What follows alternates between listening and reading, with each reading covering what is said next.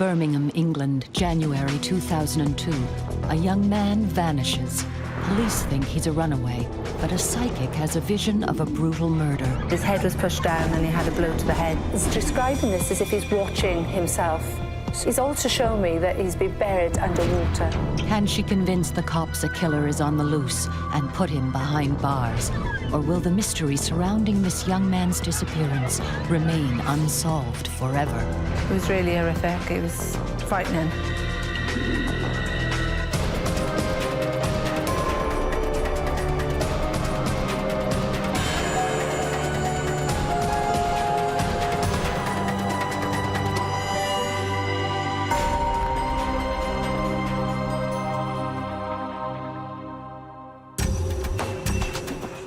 Birmingham, a bustling city in the heart of England and a centre of business and finance.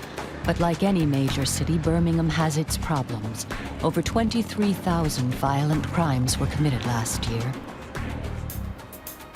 Detective Daly is a cop whose job it is to catch the culprits. But when good old police methods fail to find missing local man Mark Green, it's to this woman, Diane Lazarus, that she turns. Diane Lazarus is a psychic, and today she's in Birmingham to help Detective Daly solve the riddle of Mark's disappearance. The story starts here in January 2002. 31-year-old Mark Green is out with a friend in the city centre. When he doesn't return home, his parents begin to worry. They called the police quite soon after the concerns became quite concrete, and they reported Mark as a missing person. Detective Marcella Daly is placed in charge of the missing person inquiry. Mark was a 31-year-old man that came from the Stechford area of Birmingham. He was a lecturer at a local college in art and design. He had a great bunch of friends, two very loving parents and a very good supportive family setup.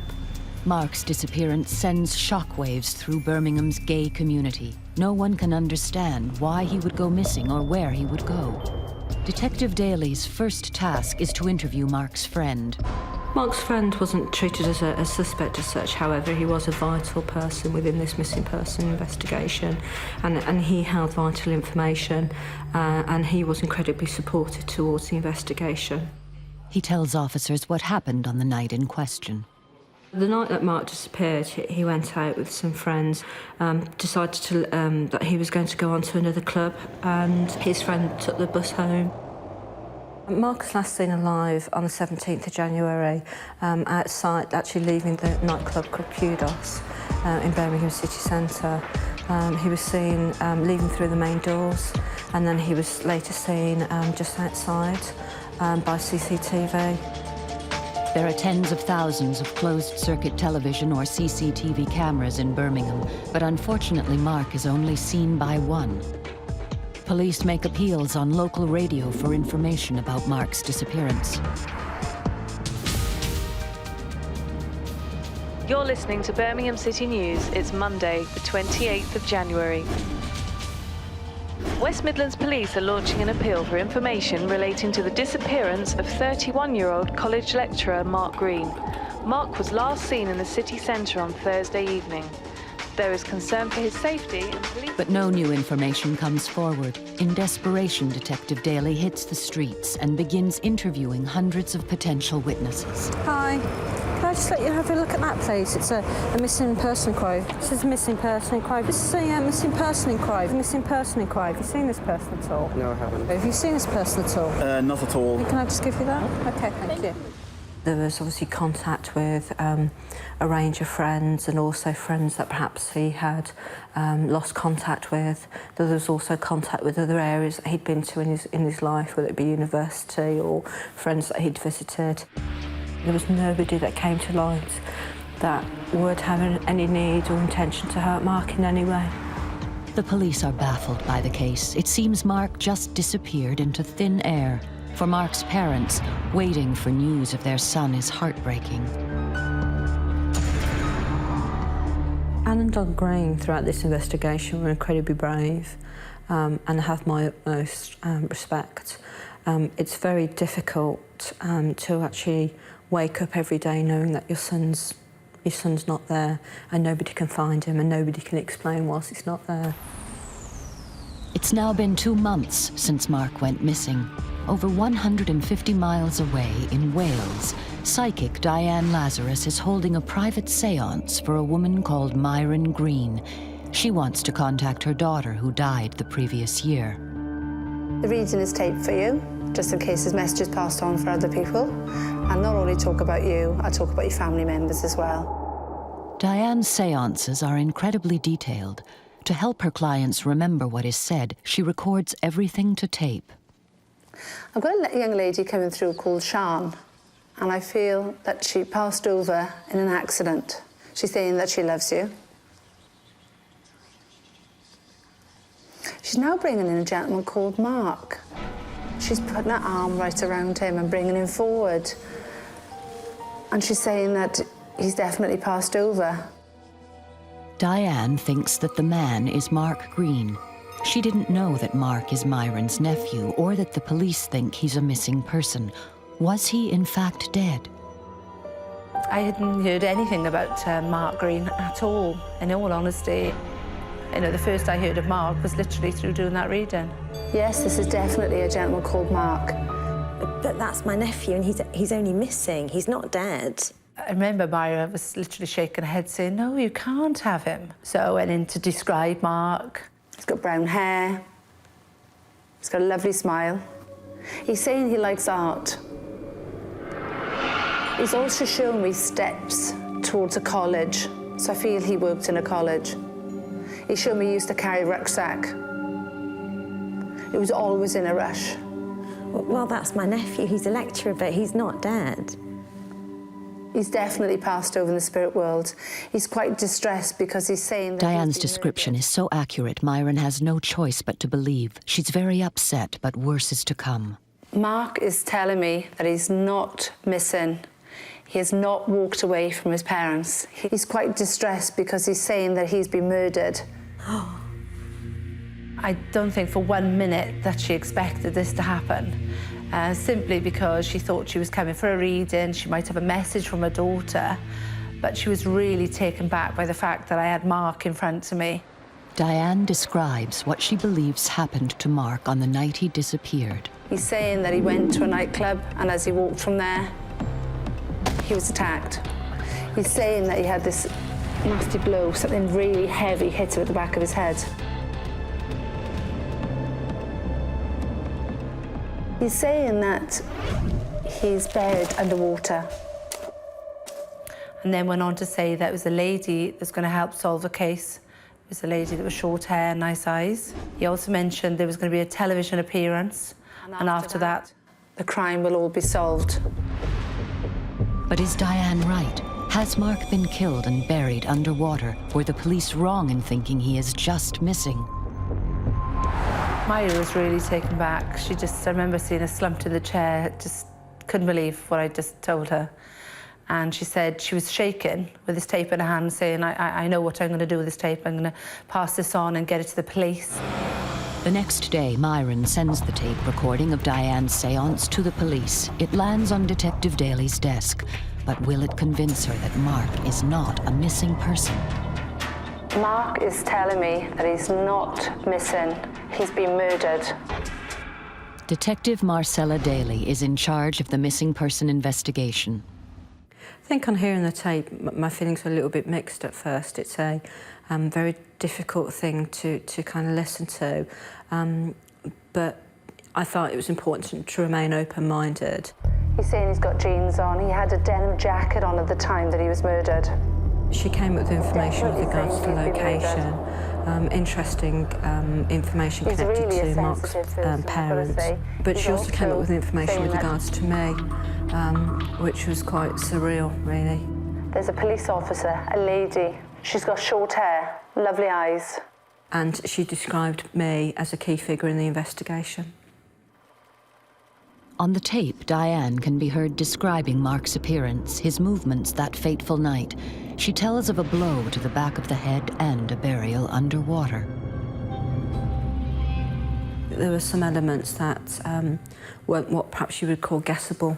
You know, there was some information, some factual information with regards to this inquiry that we purposely kept out of the media, and Diane had touched on a number of these points.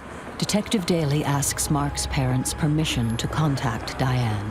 Approaching Al and Dawn about the information on the tape was a little bit difficult, but they felt like any information that was coming through on Mark, that it really needed to be looked at.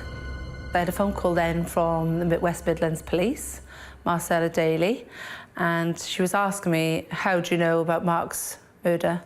How do you know all these details? There's no way you could know all these details. It was, she was very much taken back as well, and I felt I was being really questioned, big time. So I just answered as best as I could and tried to explain that I'm not a crackpot. Mark is in the spirit world, and he's given me the information. Got very good vibes from speaking to her, and she seemed genuine and very supportive to what she wanted to help, and she agreed to come down to Birmingham to meet me. I was really nervous when I was invited up, but pleased as well, because I felt I'm going to get closer to this. I'm going to help Mark to hopefully find his body and deal with it. The involvement of a psychic medium was completely new to me, but she had vital information with regards to Mark's disappearance that really I couldn't afford to ignore. Detective Daly decides to team up with psychic Diane Lazarus. She takes her to the place where Mark was last seen alive. Can she make a psychic connection with Mark and help convince Detective Daly that he has been murdered?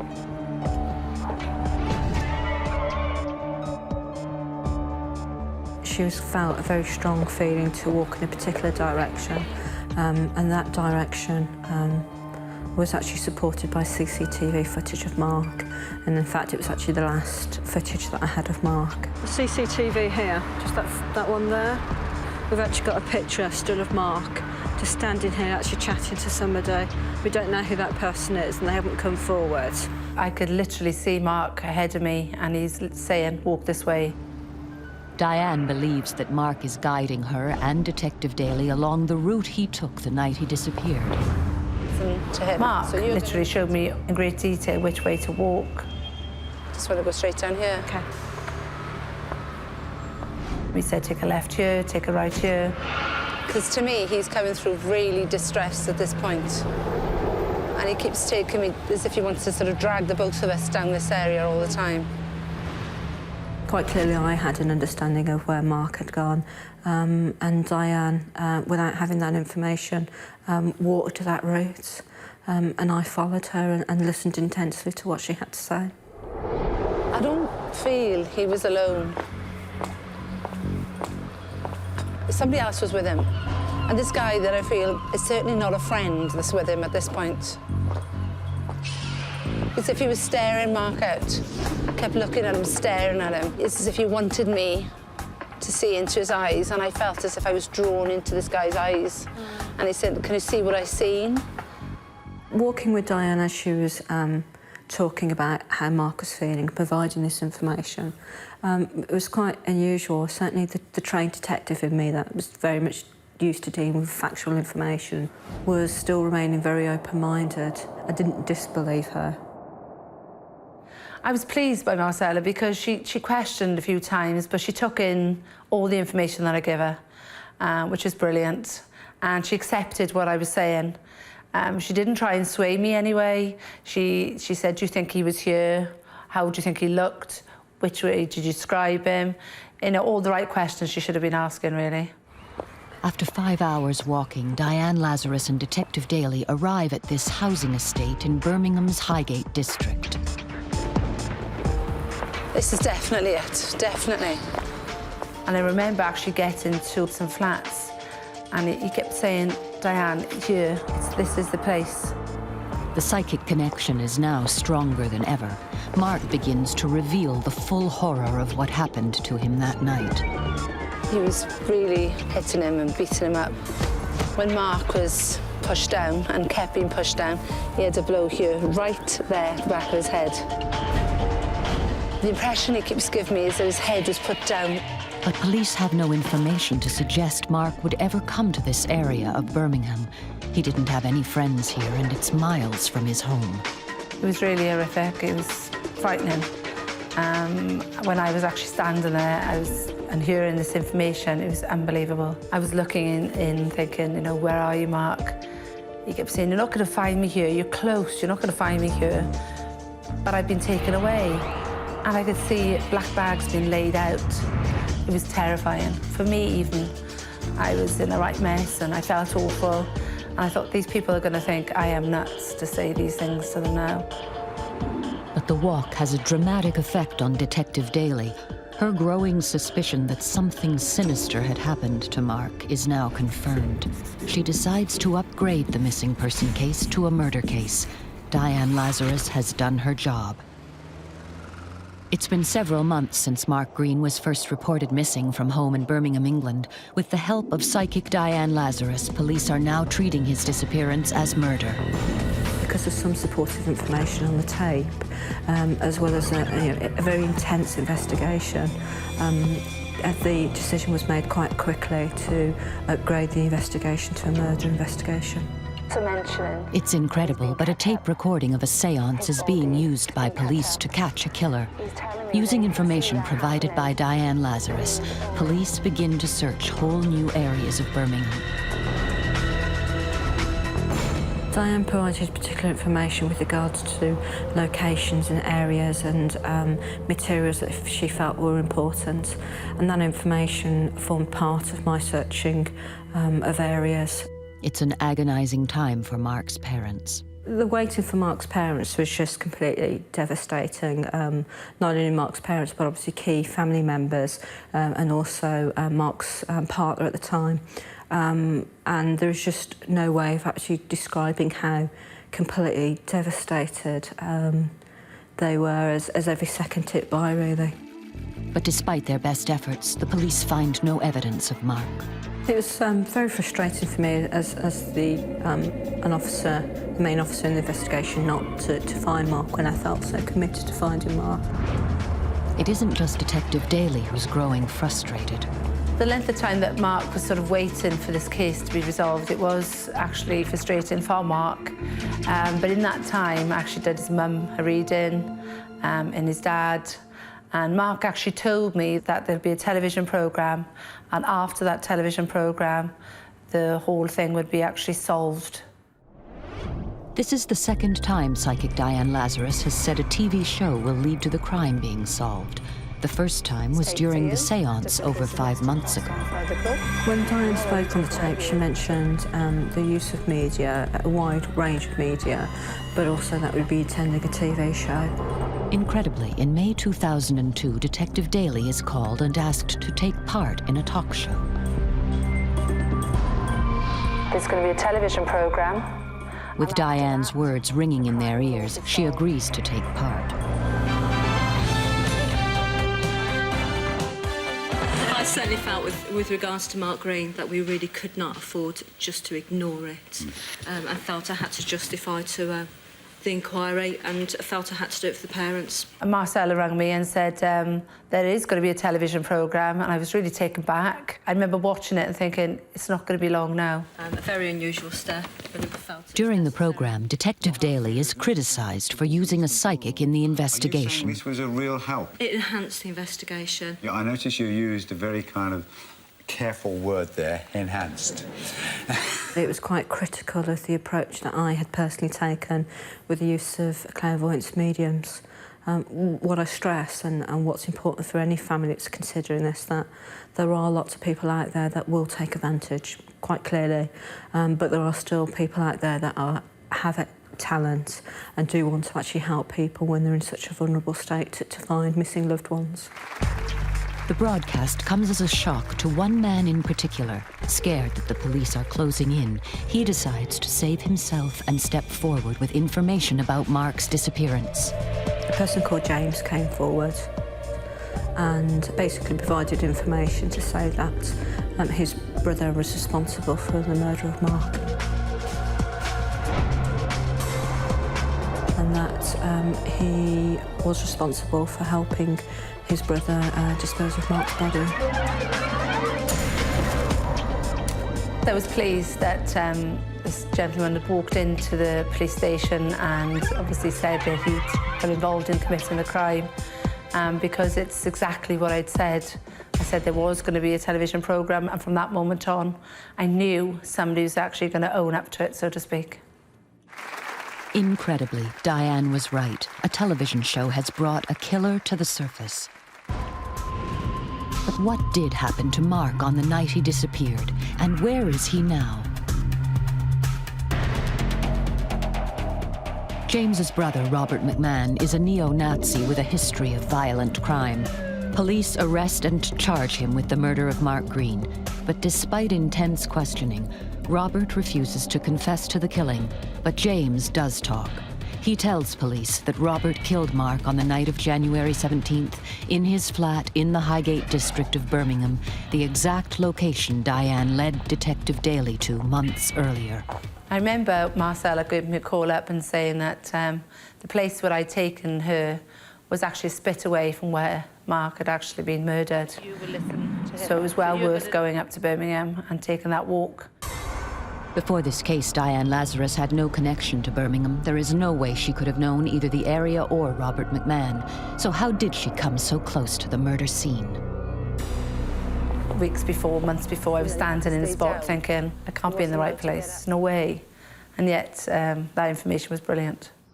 Sometime after the murder, Robert McMahon takes Mark's body by taxi to his brother James's house in Coventry, 50 miles away. With James' help, they bury him under a pond in the back garden, just as Diane had seen in her horrific vision months earlier. When I found out that Mark's body had been buried under a water feature, it was just unbelievable. It just proves that Mark's detail was so phenomenal, really. On June 7th, 2003, a forensic archaeologist is brought in to excavate the site. As each layer of soil is carefully removed and analyzed, a body is discovered. 12 hours later, human remains are exhumed. After forensic tests are complete, the body is identified as Mark Green, and the cause of death is finally revealed.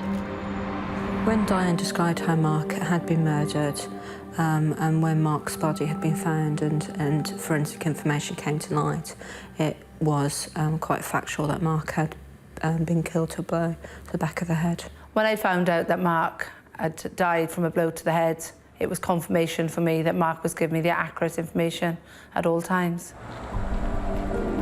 How did Diane Lazarus know where Mark was killed, the cause of death, a blow to his head, and that he was buried underwater? The information she gave to police is all well documented and far too accurate to be guesswork.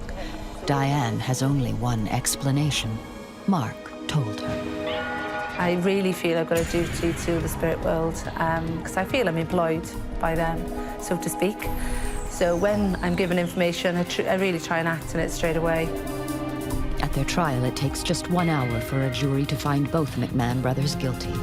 Robert was sentenced to life for the murder of Mark Green, and his brother James was sentenced to 2 years for helping dispose of the body of Mark Green.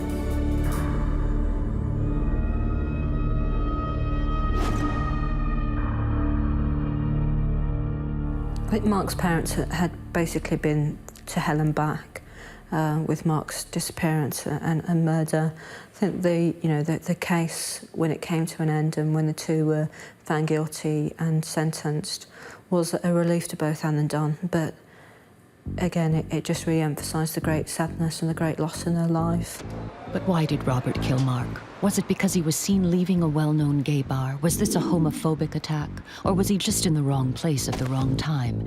If this was just a random act of violence, would police have solved this case without Diane Lazarus' information? One thing is certain, Diane's prediction that a TV show would lead to the crime being solved did encourage Mark's normally reticent parents to appear on TV with Marcella Daly. Without that show, James McMahon may never have come forward and given evidence against his brother, Robert. I think Diane was helpful in solving this case. She certainly enhanced the inquiry and provided information that led to a number of lines of inquiries and obviously with the end result of finding the people that were responsible for Mark's murder. To this day, Diane says that Mark still appears to her. She feels he is one of her most trusted spirit guides. He still comes through, I still have conversations, and he's fantastic, actually.